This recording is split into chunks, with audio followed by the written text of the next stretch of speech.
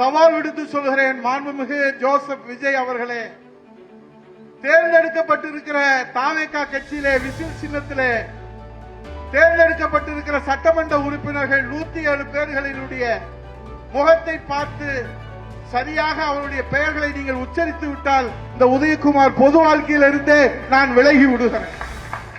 இப்ப பார்த்தா அந்த கேட்ல போய் பனையூர்ல போய் காவடி தூக்கிட்டு நிக்கிறாரு.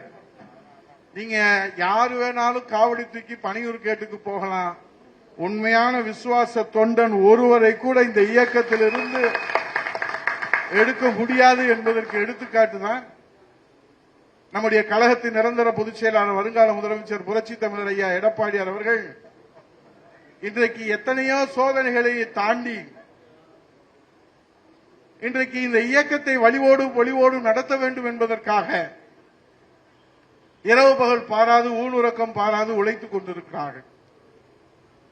அவருடைய கரத்தை வலுப்படுத்துகிற விதமாக கழக அமைப்பு ரீதியான 82 மாவட்டங்கள், வருவாய் ரீதியாக 38 வருவாய் மாவட்டங்களிலே ஒரு துரும்பை கூட அசைக்க முடியாத ஒரே மாவட்டம், 3 மாவட்ட செயலாளர்களும் எடப்பாடியார் வாழ்க எடப்பாடியார் வெல்க என்று சொல்லி சரித்திரம் படைத்த மாவட்டம் நம்முடைய மதுரை மாவட்டம்.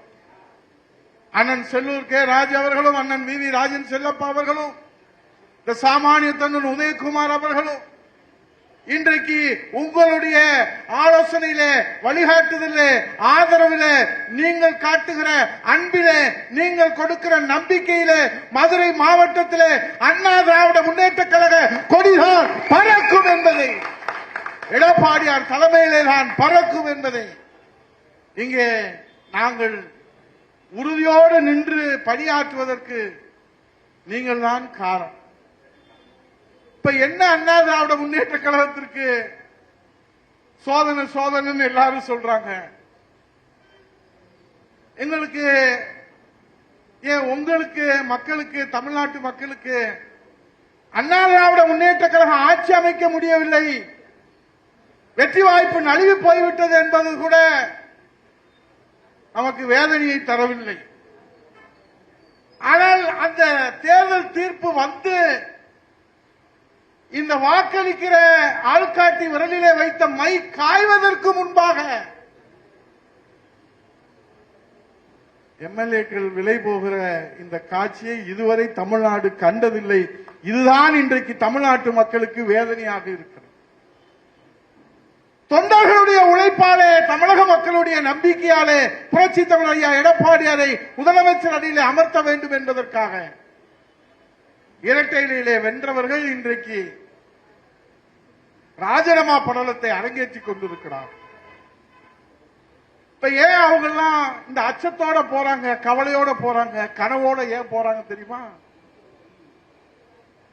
முந்திலாம் ஒரு சட்டமன்ற உறுப்பினரை தேர்ந்தெடுக்கணும்னா என்ன செய்யணும்?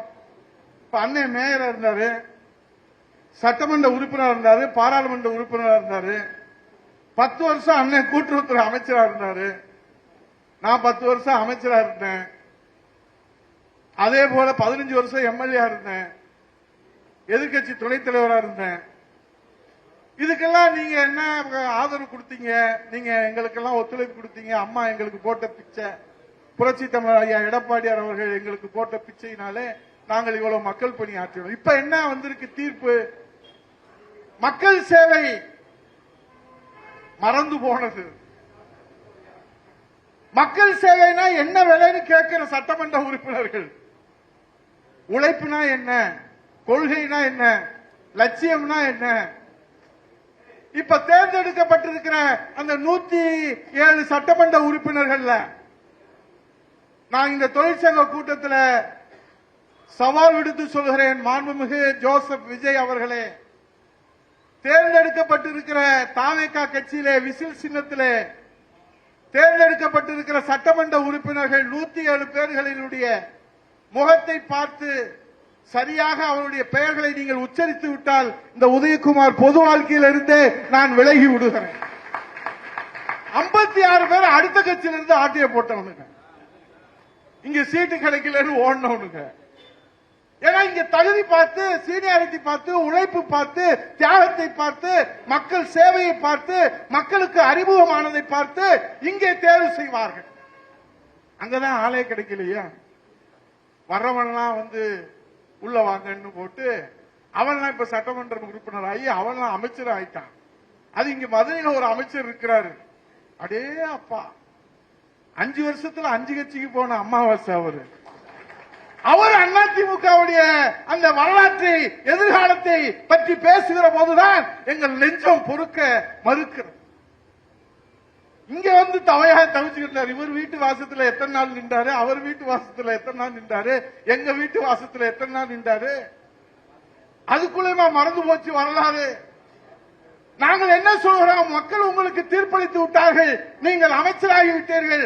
உங்கள் ஜோசப் விஜயை இந்திரன் என்று சொல்லுங்கள், சந்திரன் என்று சொல்லுங்கள், எதை கழுதைன்னு சொல்லுங்க, குதிரைன்னு சொல்லுங்க, எதை வேணாலும் சொல்லுங்க, எங்களுக்கு ஆட்சேபணம் இல்லை.